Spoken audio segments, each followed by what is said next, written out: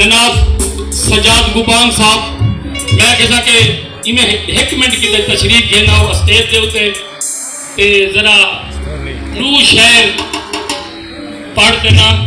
तो जरा हौसला अफजाई करो तशरीफ देना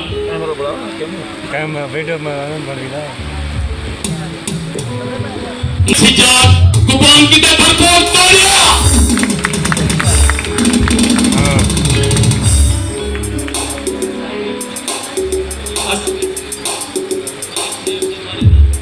सब तो पहले से ही तमाम संगत को बंदा नाचीज सजाद गुबांग की तरफों प्यार दा सलाम।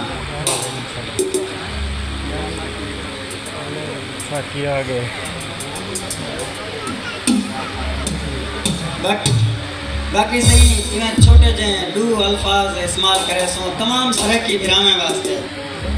और सही उठो दिलो सफर पे हुन असां बहुत दूर वंजना है ए उच्चा खुद को समझते पिन समय अखीं दे खलना है ए मंगे हक नहीं मिलता असां हुन हक ते लड़ना है उठो दिलो सफर पे हुन असां बहुत दूर वंजना है ए लफ्ज़